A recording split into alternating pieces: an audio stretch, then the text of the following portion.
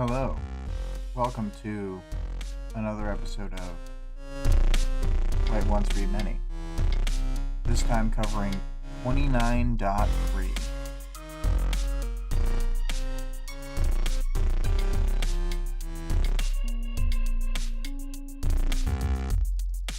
Gonna give a second for get in here.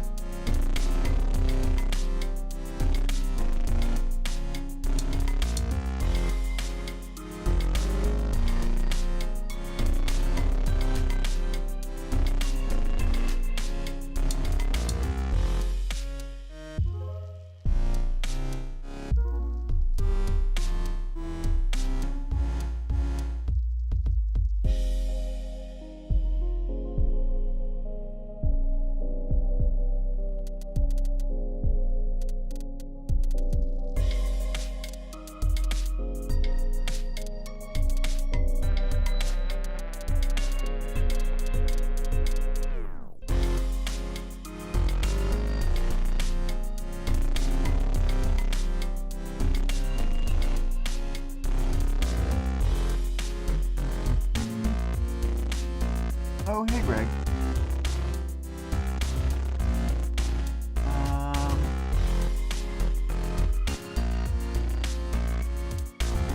Just giving it a moment for people to show up, and now someone has.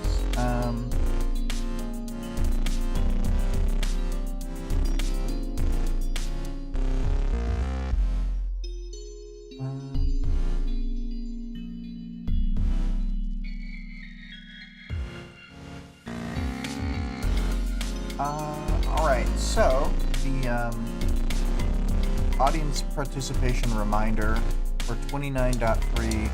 Who is your favorite parental figure in Worm, and why?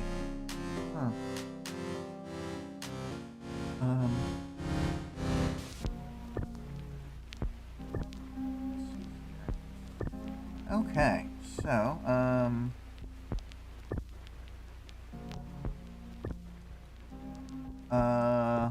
I guess getting into themes for this one, I don't know if it quite counts as a theme, but that whole thing from the very beginning of the book where they take a negative and turn it into a positive, like, the heroes just do that reflexively, kind of, especially Legend. I don't think they call it out in text, but it's pretty clear, like, he goes through that. And then, I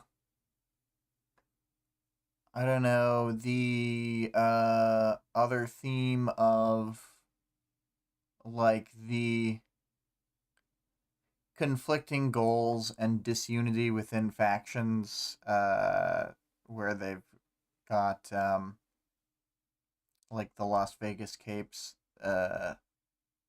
with their own ambiguous, at this point, goals, with their own infiltration mission. They say that they're trying to exfiltrate the Doctor, but, like, who knows? I mean, they also said that they were working with Exalt and Rebel, so that wasn't true either.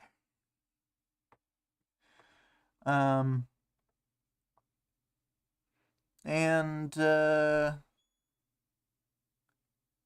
yeah, I don't know. I think I wasn't able to mine much into themes. But, starting in on the chapter, Taylor is assisting Legend as he gives medical care to Dragon's Teeth soldiers who were wounded by Scion in the previous chapter, which is like a few minutes ago from when we are.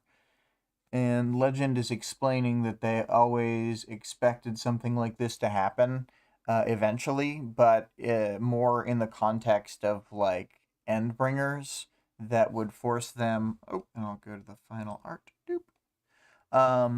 More like Endbringers would force them into, like, a shrinking defensive posture, like they are here. they've given up a position, the world that Dragon and Defiant were guarding, to consolidate more forces and make up for the losses of like Gavel and Crane and some of these other people. Um, uh, and then Taylor has a mental aside where she's sort of feeling like there are more wounded than she had expected from someone like Scion with his level of lethality, with his power. But a lot of people with the Dragon's Teeth stuff were able to like jump out of the way of a bunch of his attacks till he got frustrated and switched to an attack that can't miss because it attacks in all directions. Um, so then, yeah, Taylor's thinking about how Cauldron didn't reinforce them, and that was one of the major problems. If they had had the working portal network and so forth, then they would have been able to get all their forces there very quickly. And then Legend is the thing I was mentioning, where he's changing he's taking a positive from a negative, um, and he like consciously changes his affect, um, where he is kind of he's saying it to Taylor, but also to the group, um, that they're making headway against Scion, and that he's talking about the stuff Tattletale had realized, where he's filling in the parts of himself that are being damaged. Um, and then Taylor kind of thinks about how he's being too optimistic with his observation, but she doesn't want to undercut him in front of other people. So she doesn't say anything because he says, "The strongest of us survive. We regroup, see what works. We're stronger when it comes to the next fight." And then she's like, "Well, I don't know about that. We're losing key people in each battle." Um, which is kind of it really is like a sped up version of the Endbringer cycle. I guess that's another theme is noticing these patterns. Because in the Endbringer cycle that Legend was talking about earlier, where they'd have to give up spots, like they were already still losing key people in every battle. Like in the very first Endbringer fight we see, they lose Strider, who seems to be like incredibly useful, the mass teleporter. Um, and uh, like Leviathan intentionally kills Strider. Um, kind of goes back for him in the lake. Anyway, I'm getting sidetracked. Thinking about the behavior similarities between Leviathan and Scion. Um, And then, this is when they mentioned that Dragon and Defiant will be, like, stationed here, and then Leviathan comes with them, so now they'll have two Endbringers in one spot. And then, uh, Legend saying that him and Chevalier will be, several minutes away, but, that's, again, not wanting to actually say this aloud and undercut, Taylor's thinking about how that's going to be way too long. So Legend saying how over the years he's noticed Taylor at the Endbringer fights, like the bugs are noticeable and stuff, and that he's been keeping track of her career. And when she tries to downplay her significance, saying "I'm nothing special," then he reminds about um the fact that she had killed Alexandria. He just like puts it front and center. And then uh still working on the medical people, they sort of talk through the fact that he had followed her career because she had killed Alexandria. um and he admits that he felt betrayed by sort of the not fully understanding her and sort of the depths of her ties with Cauldron, and so forth. Because as we can easily recall, in the end of Arc 14 and onward, Legend was attempting to find a way to, like, stop Cauldron or, like, fight back against them doing human experimentation. And he just didn't really accomplish anything on that front in this time. I think that he really, like, was wanting to wait for a moment, but just nothing arose because, they have Contessa to make sure nothing. Yeah, you get it. And then, Taylor's looking around the room. She's seeing some of the people from her old territory and stuff. Let's see here.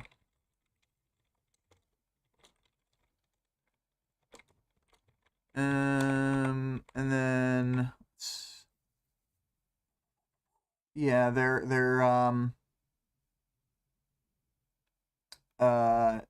like giving aid to burned victims of Scion and stuff, and Rachel's there with dogs doing like puppy therapy.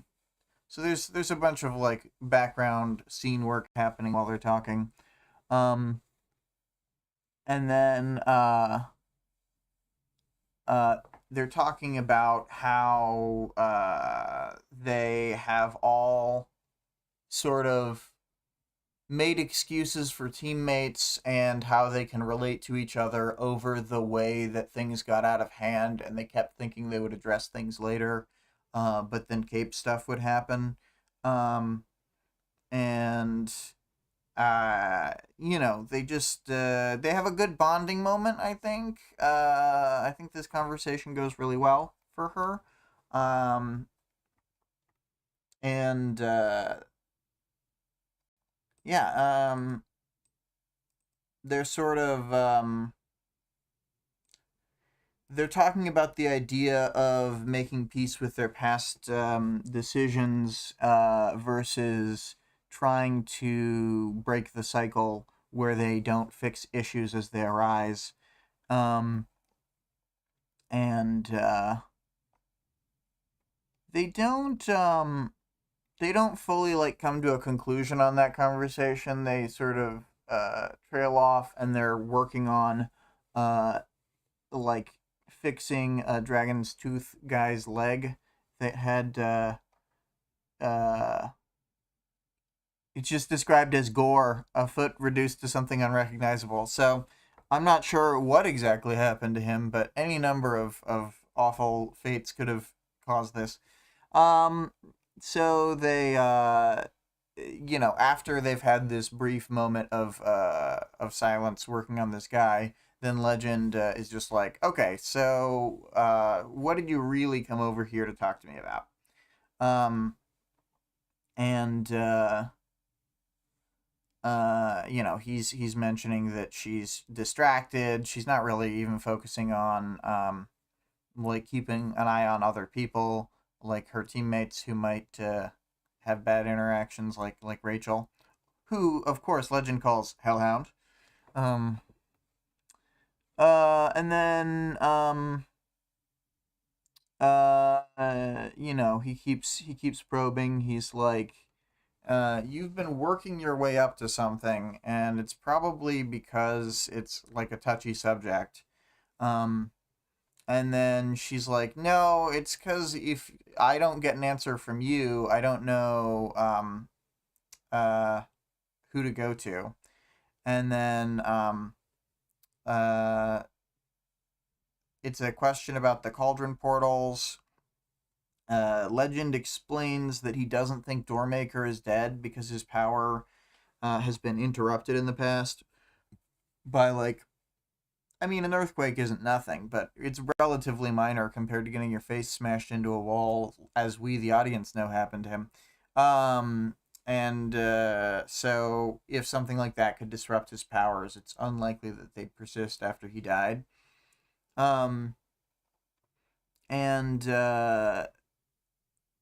get a little more. We continue to get characterization about Legend's regrets, where he's talking about how, like, the whole Doormaker situation is yet another thing he didn't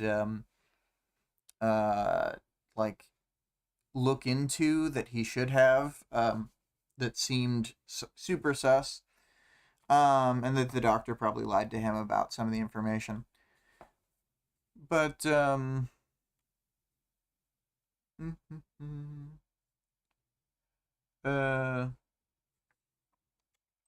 see here. Oh yeah, there's a moment where there's she realizes that they're in like the shell of a subway or something, and that they're using it instead of fast food for their makeshift hospital. And she's looking around, she's seeing various people in different states of disarray. You can see, the art is when she's looking around in these different scenes, and she eventually sees Perian and Foil. There's like constant background characters. Get a lot of name drops and stuff. This time they say Rachel's minion, who we know to be Cassie from future material, and Mai, one of the orphans. When they step outside,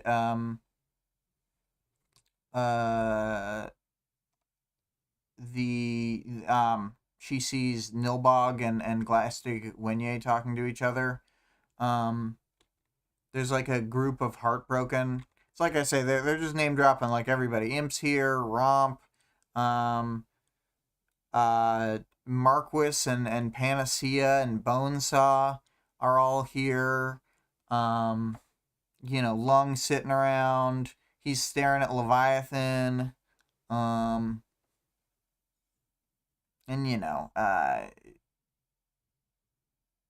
it's I can never tell if Taylor can't read Lung or if he's actually changed his priorities, but she says, but I didn't get the impression Leviathan was the source of the frustration when Lung is staring at him.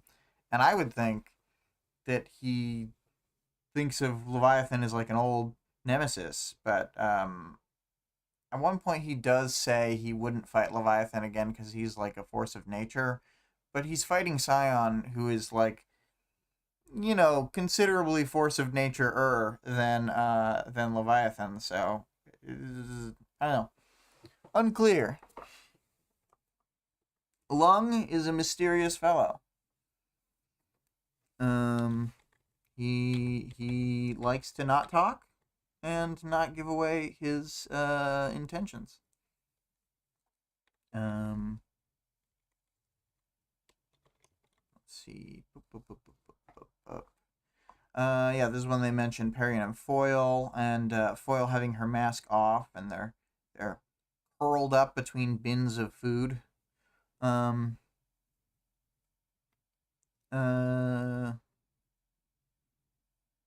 And then Tattletale's talking to that guy who hates her, the Knave of Clubs.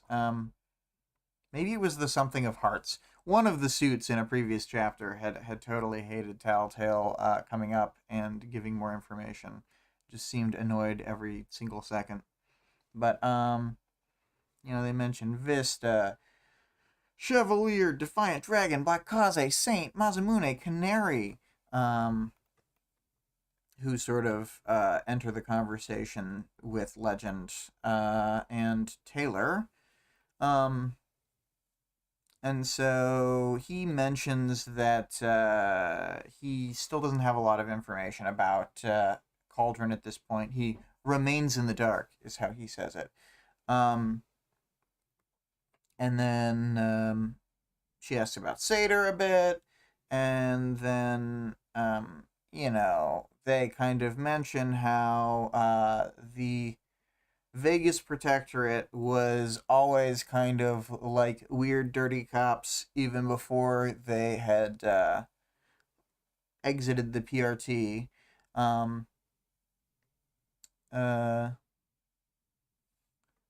And they also we know by the end of this chapter they're at odds with the Taylor group. I'm not sure what to call her new super group that she has. Maybe the Infiltration Squad, but we'll see. We'll see what sticks. Um, and boop boop boop.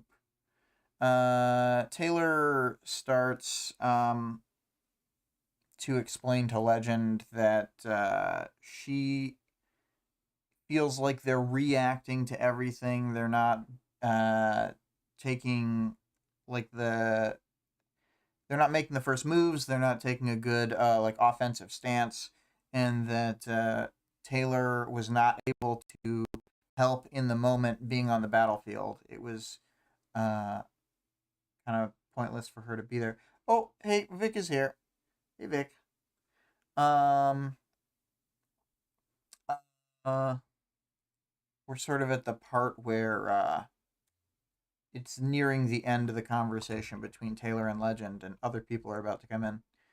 But yeah, so Taylor's explaining that she wants to find Cauldron and see what plans they have left, what cards they have to play, because they seemingly still haven't done all that much.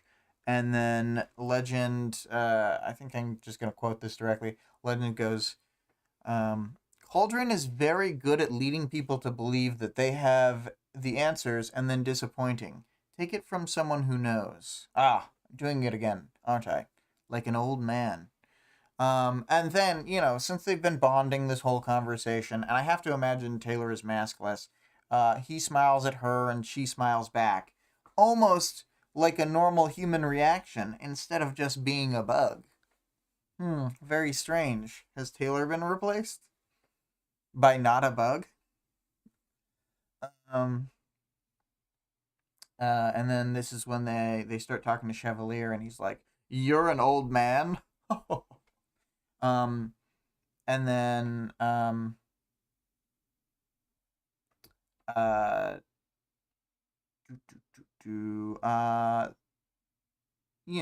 uh, Defiance here. He's asking, "What are you gonna do, Taylor?" And then Dragon's there, and for a second, Taylor's like, "Oh my God, she's an evil AI." Um, and then when he sort of Defiant comes back with a nicer answer, and Dragon seems to smile to herself, then Taylor's like, "Okay, oh thank God, I don't have to worry about this evil dragon AI. Um, she's friend AI instead of enemy AI." Um, and then she kind of thinks how she still has lingering doubts for a split second, and she's like, "But moving on." And then she explains her plan that she wants to go after Cauldron directly. Um, and then she brings up the idea that sending Satyr was a bad idea. What Romp had said about sending the fox to guard the hen house. Um, and then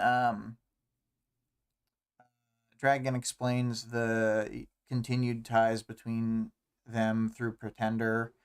Um, and so she thinks that Satirical will be working to help Cauldron come on board, but we know there's more going on. And then she notices Chevalier's armor looks all differenty. He's all decked out with what we know is like the Endbringer parts, but they just explain that it looks sort of gold and black now instead of gold and silver. And then Chevalier also justifies why they sent the Vegas capes in after Cauldron. And then he mentions that they've been reporting in Master Stranger protocols are in effect with them. Um, and So Chevalier essentially says he wants everyone here fighting, but he will, like, he's fine with her doing this side mission if she's collecting people who either can't fight Scion or who don't have the motivation to be on the battlefield. Um, and then, in the company of only capes and less like the Dragon's Teeth style people, then Taylor just openly tells them, we're losing here. Legend was being positive, but I don't think we can really delude ourselves that far. And then she's like saying he might start not like pulling his punches, he might start going hard. And then Tattletale is bringing up the idea. She's joined the conversation. She's bringing up the idea that Scion is evolving through different stages, and that's why he's reacting to different things. Um, he's not reacting to the swarm clones anymore. That kind of thing. And then Legend's asking what he's gonna do next, like torturing them. And then, this isn't sounding good, but Tattletale says mental, emotional, more involved physical torture up until he hits adulthood. Then he probably destroys us completely and utterly. I'd be surprised if we lasted more than 2 days at the rate he's developing. And then Saint says that you're talking about him as if he were human. And then Tattletale reminds them that he did build and like insert himself into an actual physical body. So he is indeed a human, and he is actually maturing through. He's got like tons of differences because he's like first and foremost a big alien crystal, but he does react and act through that human body. And then she also clarifies that she doesn't think that that's actually going to give them a weakness they can exploit. Tattletale kind of keeps harping on that point that there won't be something that they can do. Like that he won't have left any points of weakness or anything. But I don't know. This whole thing is about them finding that like one vulnerability, I guess. Because even if he thinks he's covered all his bases, their job is to find the one he didn't cover. And then Taylor's saying that they've learned a lot, but it doesn't seem like he has. It doesn't seem like the information is reliable. She says this is when she mentions the multiplying decoys, and then Tattletale says, like as a side effect of him growing into these different states, he's focused on different things and doesn't care about like the decoys. And then Taylor still wants to talk to Cauldron to learn more about like what pieces of information they've been keeping secret, to try and piece things together, and find out about any like truly last minute plans they still have to put into effect. And then Taylor has a moment where she looks around the group, and she and Tattletale are just sort of like normal 5'9" people, and a bunch of the people are either like floating up in the air like Legend, or they're wearing huge power armor or whatever. And she's like, "Wow, we feel like really small compared to all these huge giants." Um, and then Defiant says he's gonna trust her on this, and asks what she needs. Um, she says she wants to take Capes who can't fight Scion, and centers in on Canary first, and so Canary does end up going with them. So she gets someone right away. Um, and then she explains, yeah, anyone who can't fight Scion, they're gonna take and make a super group. Um, and then Chevalier's asking what they'll do if they can't access Cauldron. Chevalier's also worried about her saying that she's not going to be a hero anymore. He's still going to cooperate with her even if she's a hero, but that he's worried, basically. And then she's like, I'm not gonna use this power for evil or whatever. And then I don't need you to I don't need you to coordinate people for me, but can I be allowed to ask people to go with us? And he's like, yeah, you can. And then she says they need access to computers, they need access to supplies, and then Defiant gives her another Tinker gift. He gives her the Nanothorn knife. Assumedly it's a different specific one than the one that we've seen in the past, but it's essentially the same knife that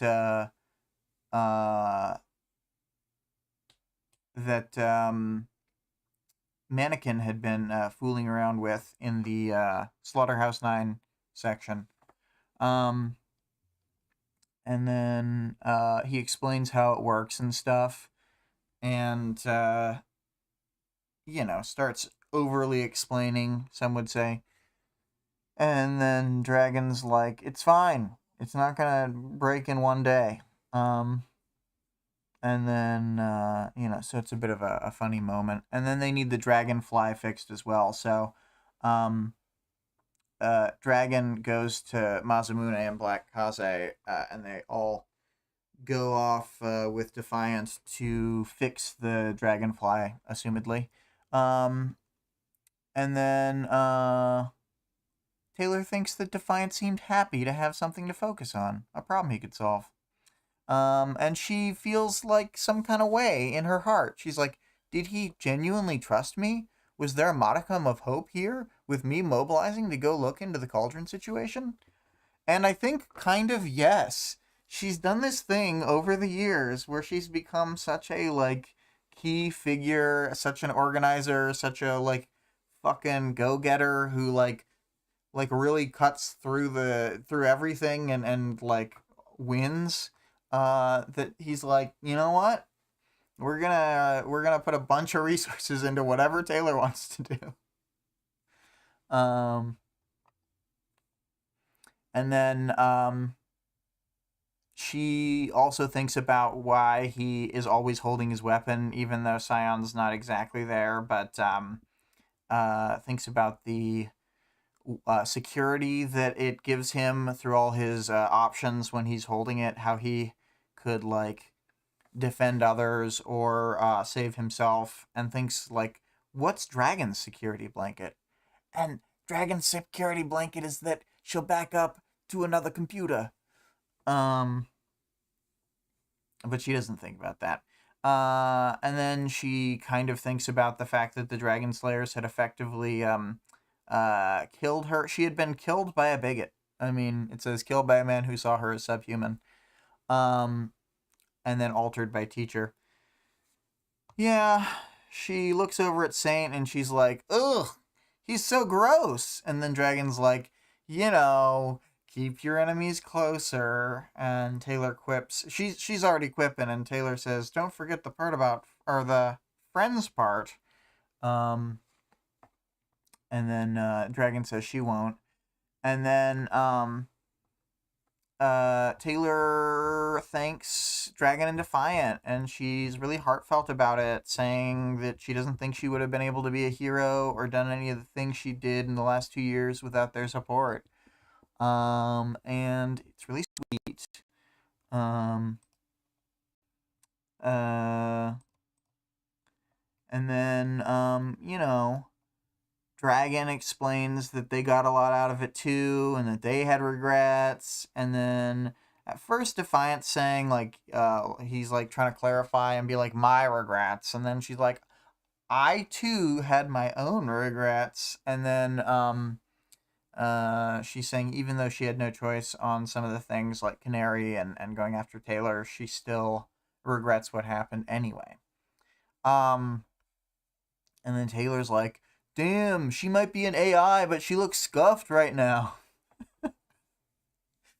Was it possible for an artificial human to look weary, to look wounded, in the sense that she was bearing some grievous injury from recent events? Yeah, and then she's outside the dragonfly, and she gives Dragon a hug. Oh! And then Defiant is like setting up for Tattletale to be on the comms for them, and Tattletale's going to stay with this group here so that the Seamerg and Leviathan are in one place. They don't exactly explain that, but I think it's pretty clear. They can't bring the Seamerg to the Cauldron headquarters. She's too evil. And then we get a page break. She's put together her supergroup, and she is in the Dragonfly with them, and they have flown to some weird little island cave that's only accessible by air, and Exalt and Revel are there to meet them. So are 4 of the Vegas team members: Nyx, Leonid, Floret, and Spur. Sorry, 5. Vantage is also there. And then, so there's kind of, the first thing that gets said when they exit the Dragonfly is Floret kind of, she's being kind of quippy, kind of pithy. Oh God, finally, something to take my mind off the beeping. Because Vantage has a little Tinker, I imagine it's a Tinker dowsing rod setup, but he's kind of like beeping around the cave, looking for wherever the portal is. And then they tell Taylor, Vantage tells Taylor that they haven't found anything, and that this is harder than opening the portal, reopening the Dodger gateways, like the ones that Bonesaw had been using. And then Vantage asks her how she's doing and points out she's wearing black. And she's like, is everyone going to comment on that? It's comment worthy. How'd the fight go? Never mind. I can guess. And then Floret starts smack talking their outfits. And she's like, I know black's in with the end of the world, but damn, only one person with style. And then Taylor evaluates the group. They've got Golem, Cuff, Imp, Shadow Stalker, and Rachel, all either wearing black or, not looking stylish. Taylor, of course, not looking stylish and wearing black. So she's covering both bases. Apparently Lung was in the Dragonfly, but it was Canary wearing yellow power armor that Floret thought was cool. I don't know. When I imagine Canary in the yellow power armor,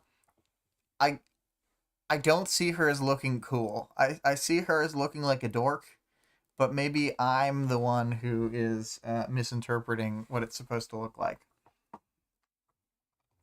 I think it's funnier if she looks like a dork.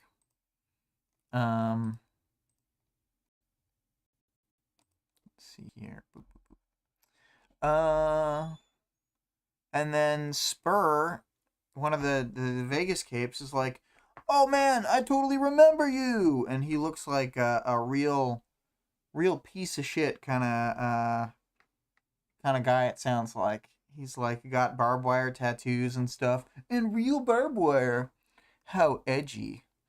Um, and then Canary's like, "Ooh woo, you remember my stage name, even though it's only one word and one syllable off from my cape name."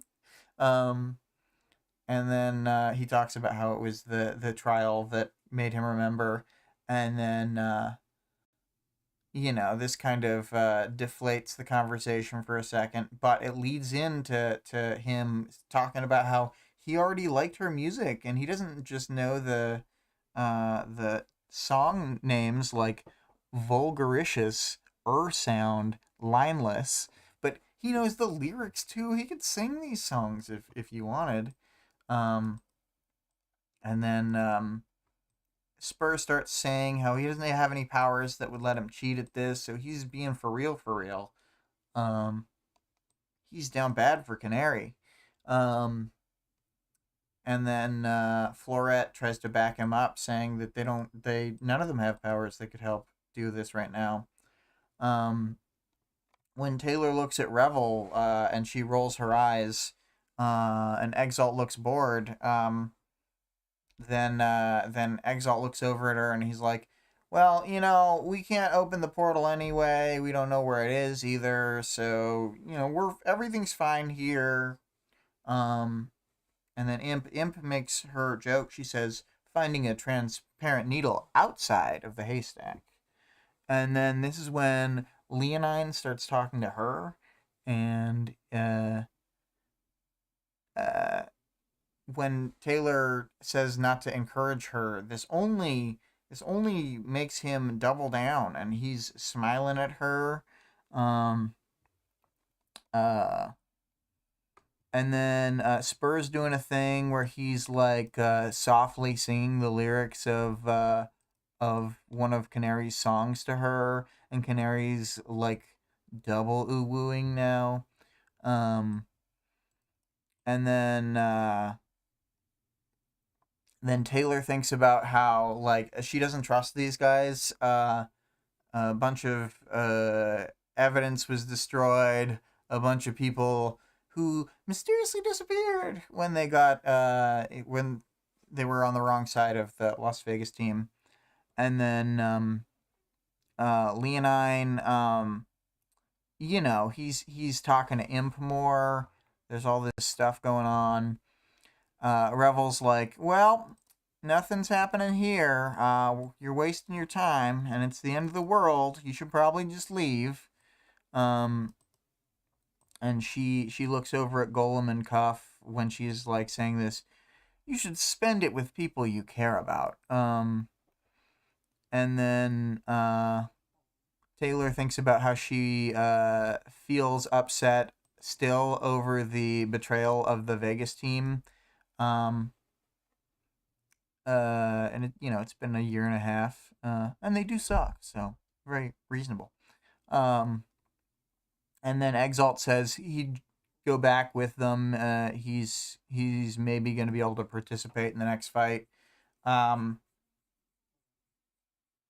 Which is funny because we know Exalt's power takes forever to charge up, and he can only do it once. Great power. But then Taylor sort of acts like she's going to go along with them for a second, but then demands the password from Revel.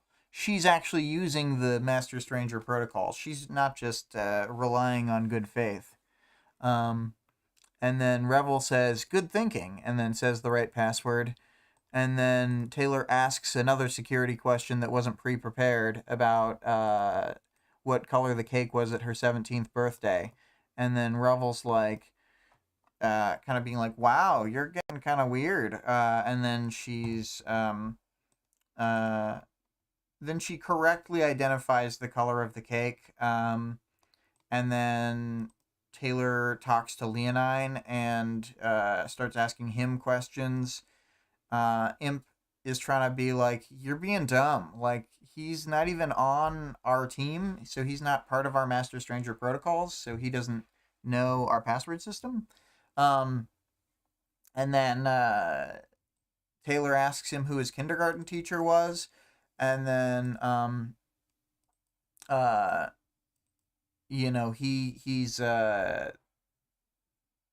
he's all like sort of talking around it. He's like, "Damn, you researched us and you looked up something that obscure." So he's kind of playing for time for a second, and uh then he sort of after a second is able to get the right answer.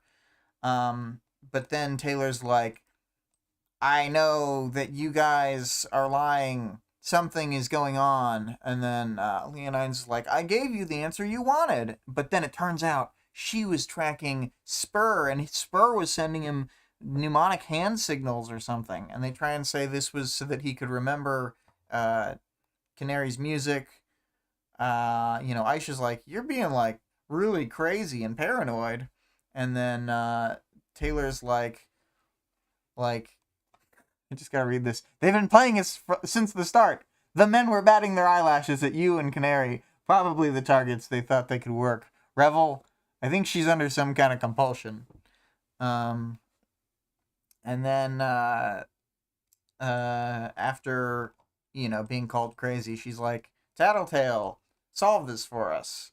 And then Tattletale's like, Exalt, Revel, Vantage, Leonine, Floret, all fakes. And then Imp is shocked. And then now that now that they know, then it turns out all those 6 characters turn into copies of Satirical. And they kind of they like transform back to being Satirical.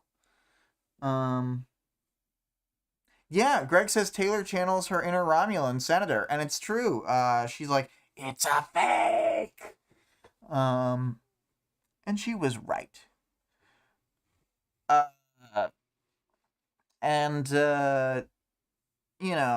Satirical. One of them is like, I'll see you two shortly. Take care of yourselves. And then all of the Satiricals sort of shrivel up and pop like weird blood bags.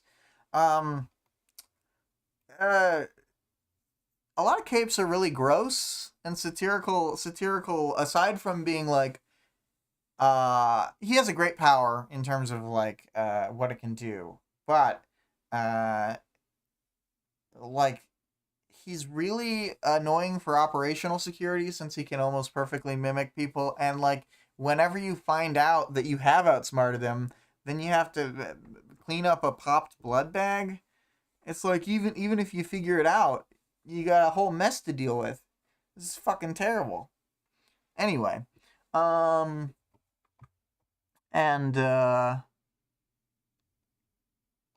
let's see here.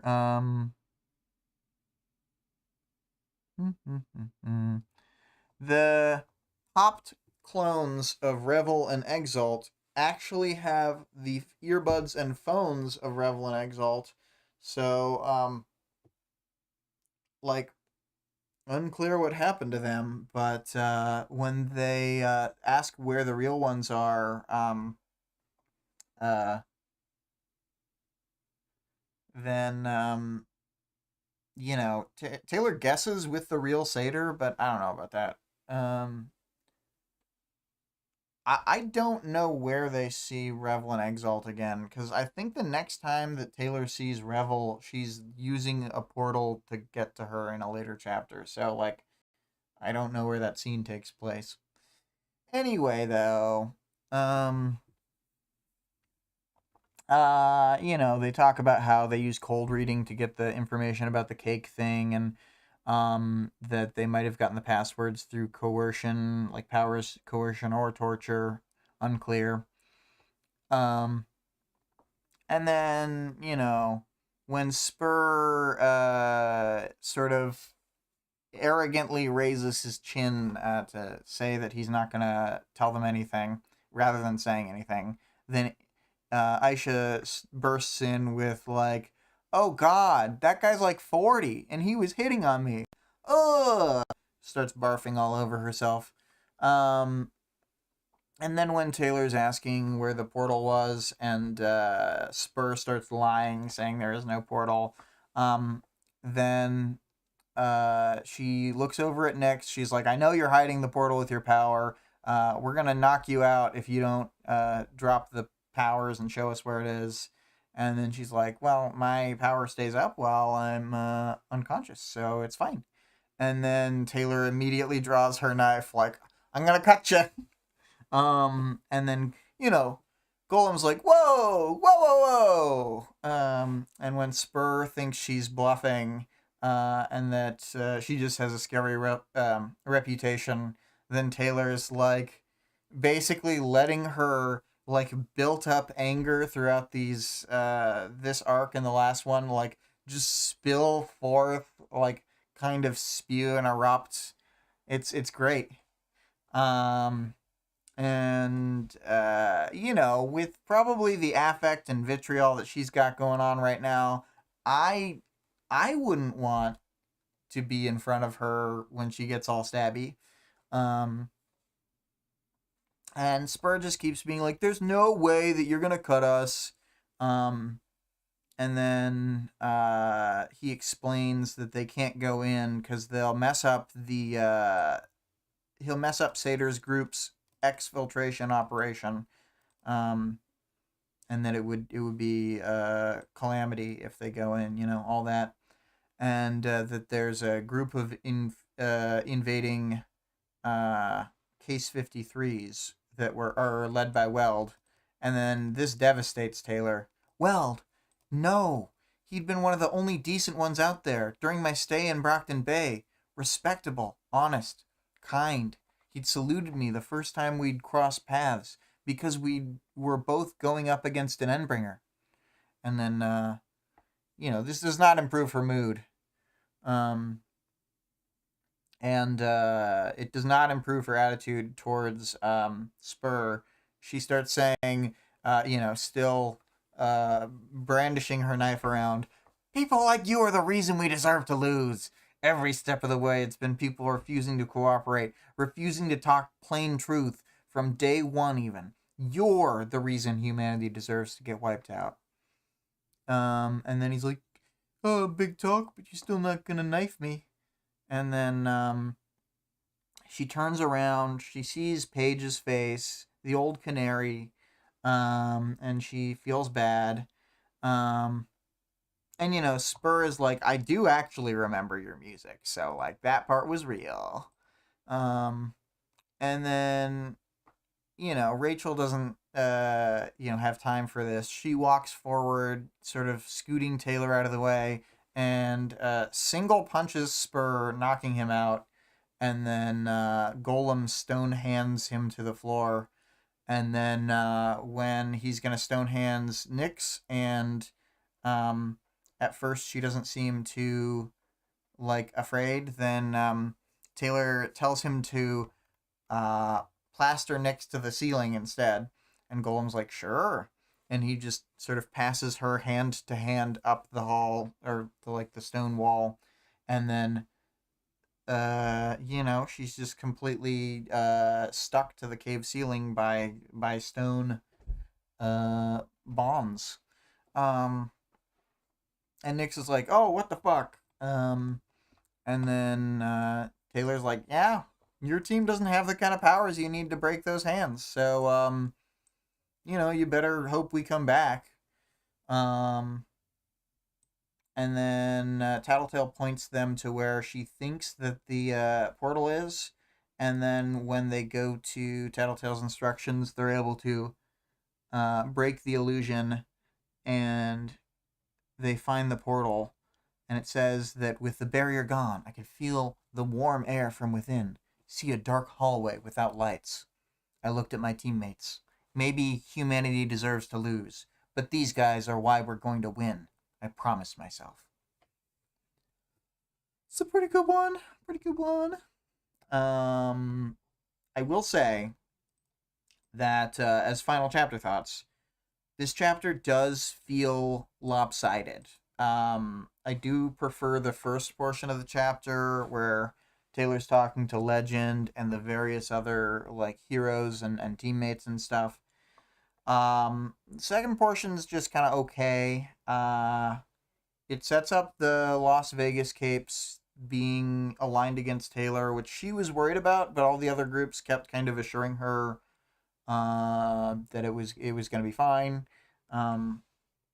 But she was the one who was right. And then it sort of confirms almost that they're going to come into conflict in the Cauldron facility.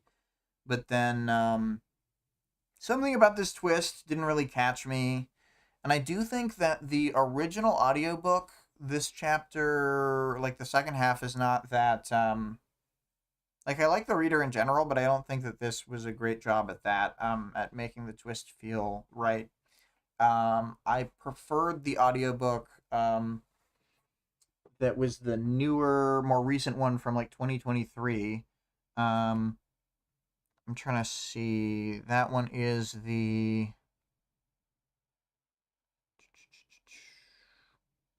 Sorry, this one is Worm, an unabridged production by Abaddon Productions. And of course, as the astute listener knows, Abaddon is the name of the third entity from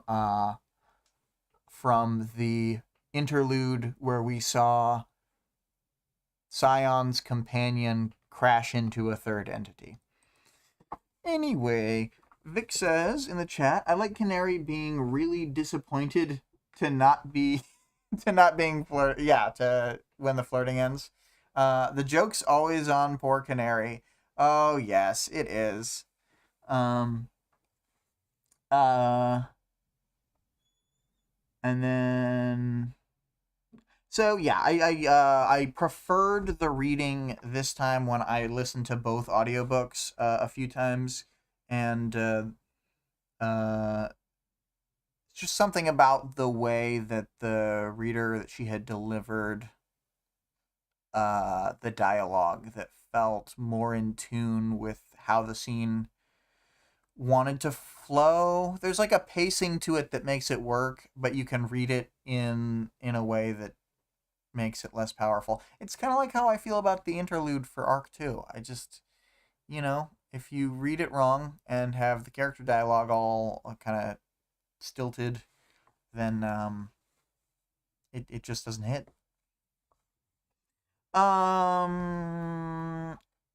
But I love the little moments like Taylor having Golem put Nyx on the ceiling. That's really funny.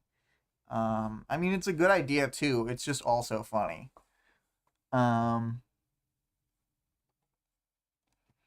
As for arc stuff, I mean, this is a pretty long arc. We are only 3 chapters into. I think there's either 9 or 10 primary chapters on this one.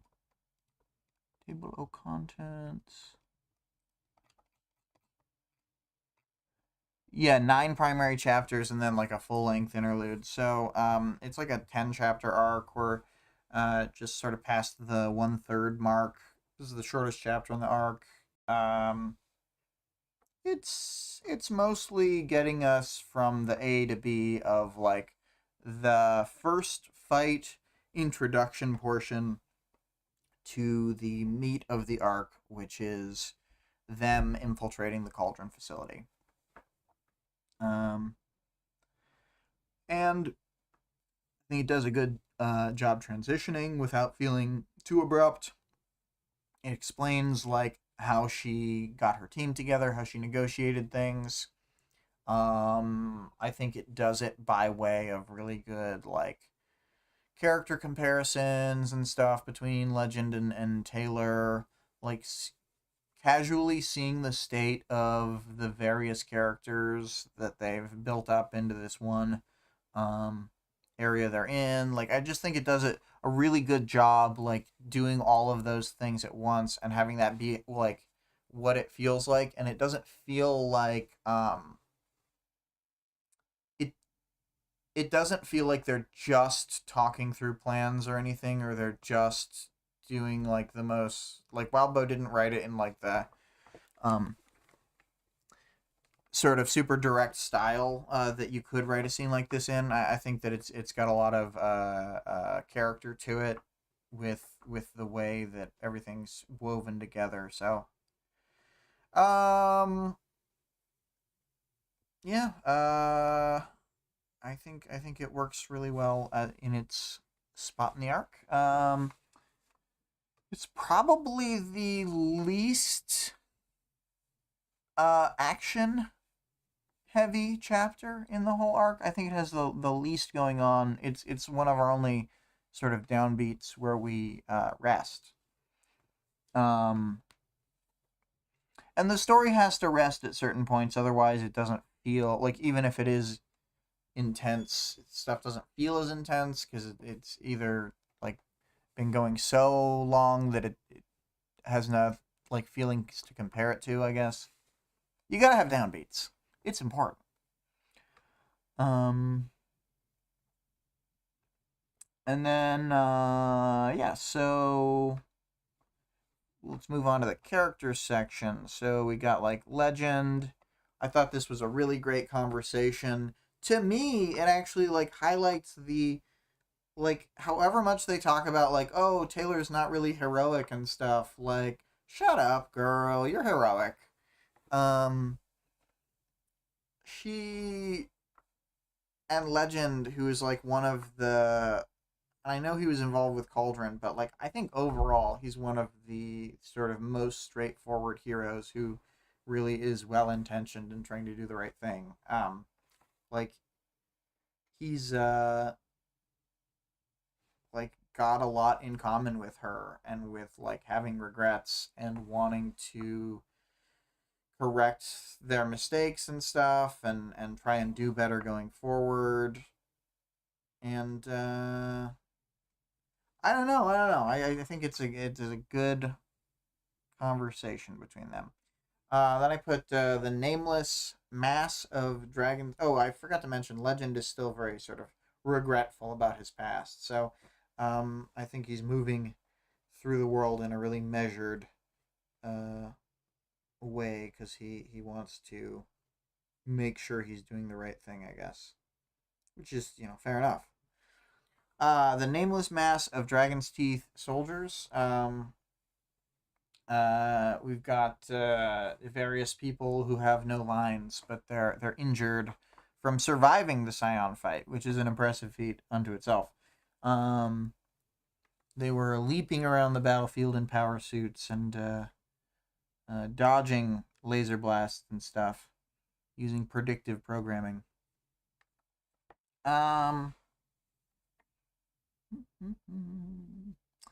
There's a whole bunch of Brockton Bay people. Like we got Rachel's henchman. Actually, I'll put her in the Rachel section. So we'll talk about Cassie later. We got some randos like Mai. We got Forrest and Charlotte. There's like 4 heartbroken. There's groups. We don't really get any vibes from them, but they keep on keeping on. Dragon, she's in this sort of I really like that scene where they're apologizing to each other and saying to each other how important they are. So they're very gracious and defiant as well. I think that the confidence he shows in Taylor is truly inspiring.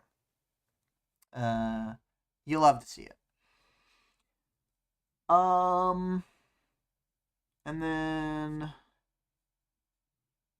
boop boop boop boop boop. We got a bunch of background characters: Mazamune, Saint, Black Kaze. They're hanging around. We got Chevalier. He kept like kind of talking around it and being like, I want you to be here, but also you can leave. And it felt organic. It didn't feel like clunky, but it was funny how he kept sort of wrapping around at the same points in his couple paragraphs. Long and Sophia don't say shit, but they get roped into this plan. Um, and they are there with Taylor, Lung on the dragonfly, but Sophia just silently watching the proceedings of the conversations with the Vegas Capes. I wonder if Sophia was impressed at all that Taylor was able to figure out that it wasn't really them. I don't know. There are some moments where I want to know, like, what specifically Taylor's antagonists on like a person to person level, not that they're fighting her physically, but what these people who hate Taylor like think when they see her do something like kind of amazing, like, figuring out that 6 of 8 people are actually clones. Um it's just kind of it's like pretty impressive. Um let's see here. And then, or I guess only 5 fakes? 5 fakes. No, because they say 6 fakes. Exalt, Revel, Vantage, Leonine, Floret. Oh! The 6th one was just Satyr. He was just pretending to be himself. That should have been more obvious to me. Anyway, so they, Satyr, hard to read into his motivations. We can't really say much about the other characters other than this is how Satyr expected Revel and Exalt to act, and we know, I mean, presumably Taylor knows them better, but we do not know these characters well enough to know if they're acting normal. And then we know next to nothing about Vantage, Leonine, and Floret. So, maybe they're acting normal, maybe they're not.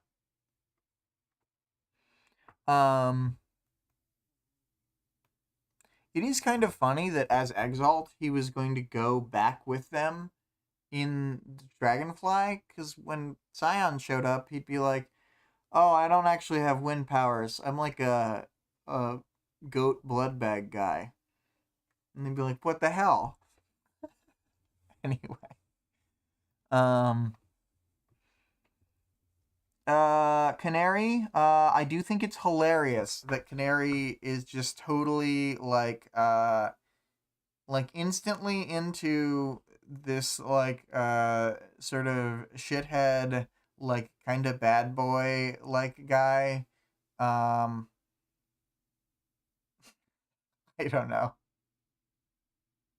like Taylor keeps trying to tell people like, these guys are all like weird undercover murderers, right? And everyone's like, no, it's fine, there's no problem with that. And then it's easy to trick them. I mean, I wouldn't have figured out they were clones, probably. It just seems crazy. Only Taylor would know. Vic said, she just always assumes people are genuine, lol.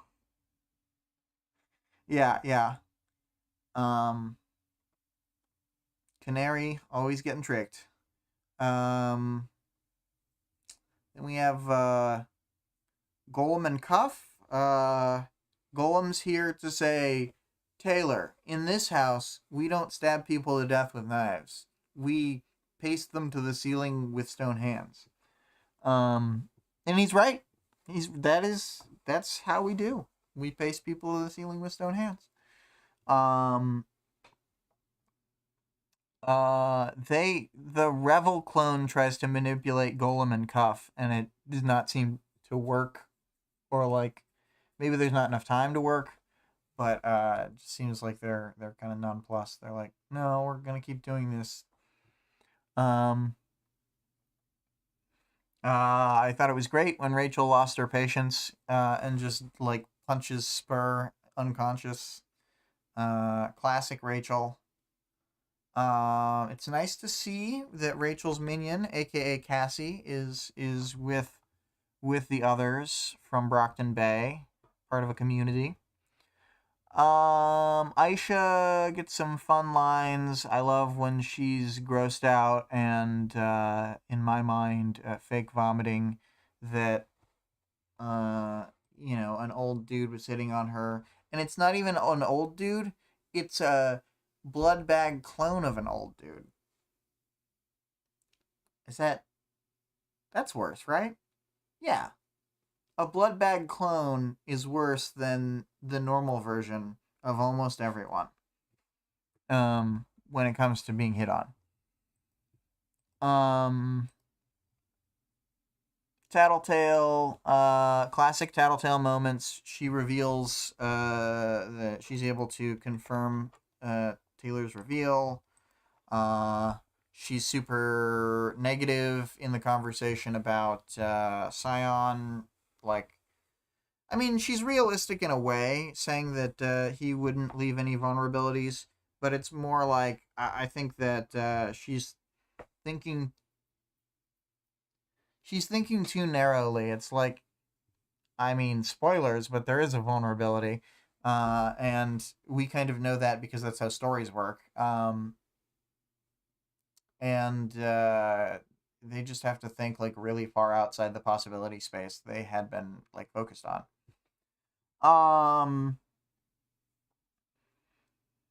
And then she's the one who keeps confirming that he does have a human body, which, because he's manifesting through that body, he does have human emotions, and he is going through like a human emotional development cycle to a certain degree.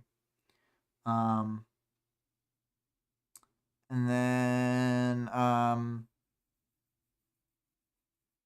yeah, that's all I had to say about Tattletale this time. For Taylor, I thought it was good. Once she has a target for her negative feelings, they just sort of erupts out, and she's ready to cut up Nyx and Spur.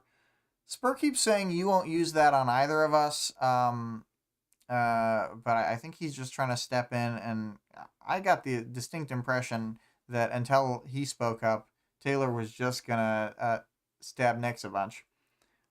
Or cut her, I don't know. She doesn't have time for games. Let's see if your power turns off when we kill you. That's what she was implying, I think. Also, even if Taylor didn't have the stomach to do this, I think that she would have the stomach to tell Lung to go do this. Yeah, I don't know. I think that they Spur has the wrong impression of Taylor. I think I'm gonna move on to. Yeah, no, we've talked about everybody. I'm gonna move on to powers, knowledge, and world building. We sort of learn that Doormaker is alive. We learn that whole thing about. I guess we kind of knew this already, but Scion has a human body. I think that's important information.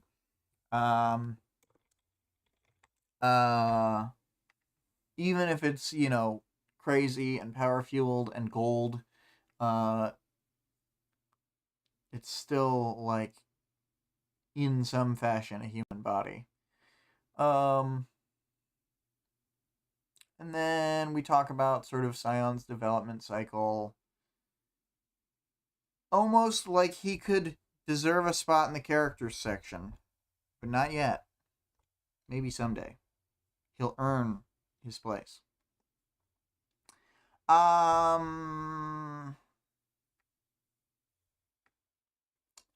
seeing how Sator's power actually like works is kind of important because we will see him again.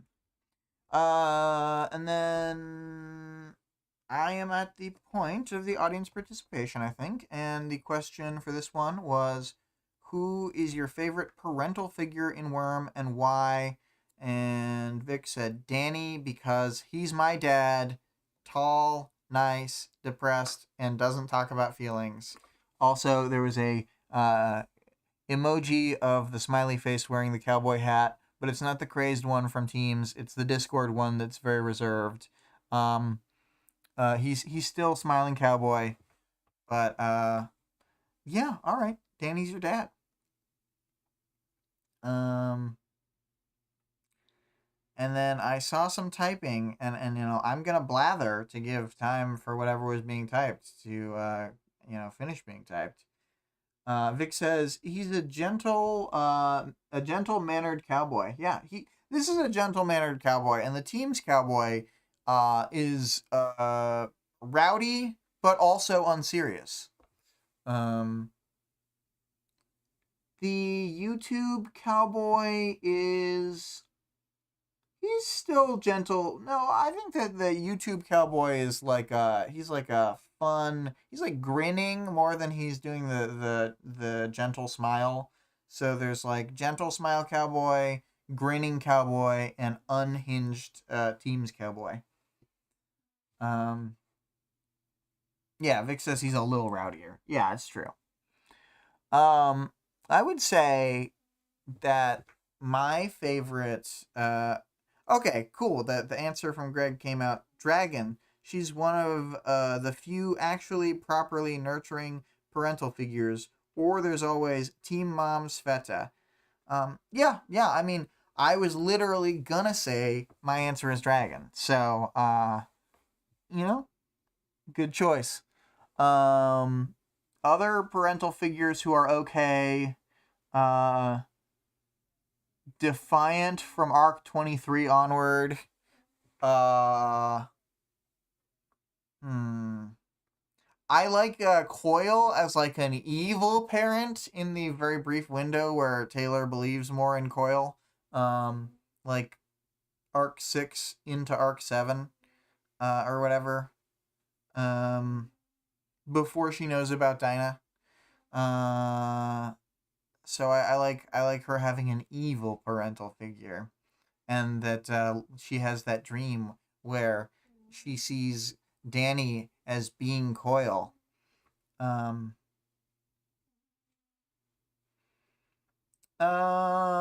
Anyway, so the question for 29.4.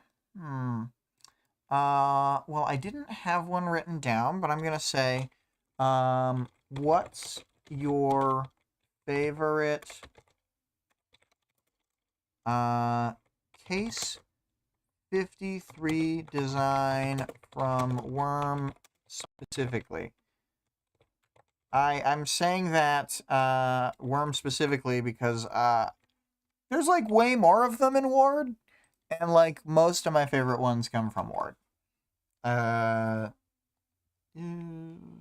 Let's give Case 53 a dash. Yeah.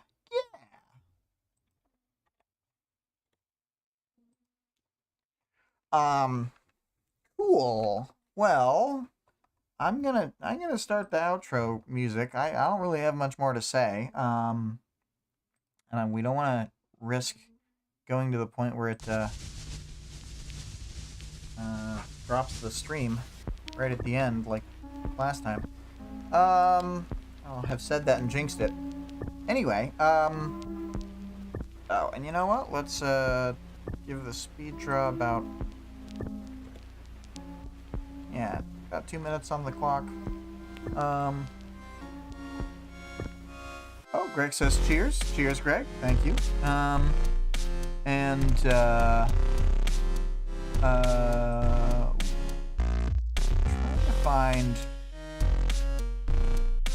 I want to figure out how to look at there we go. Okay, now I can finally see the description. They changed the formatting of YouTube like a month ago on the studio side, and it's all minor changes, but it's annoying. So you know what? I didn't take the content warning off these chapters, and I didn't notice that. So I'm gonna have to go back through probably and remove some content warnings. Some of these chapters are pretty gruesome, but most of them are fine. The music you're hearing is Extinction by our good friend Scarlett, as ScarlettXOX, her music name, and then it's on twitch.tv/Scarlett_Rogue is where you can find her. She's supposed to start streaming again this year. I mean, I've heard these same sorts of things many times before, but we'll keep being hopeful. The Discord server link, as well as the other links, can be found in the description of the stream and the channel description. The author of the work being discussed can be supported on Patreon at patreon.com/wildbow. The full text of the work is available for free online at parrothumans.wordpress.com, and there's also a fan-made audiobook of the entire work at audioworm.rain-online.org. Vic had said, bye! And indeed, bye.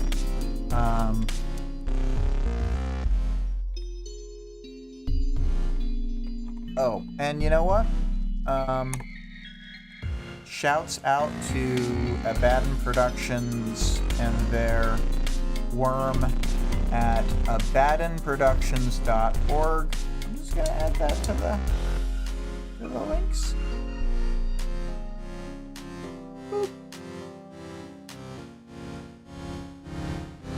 See you next time.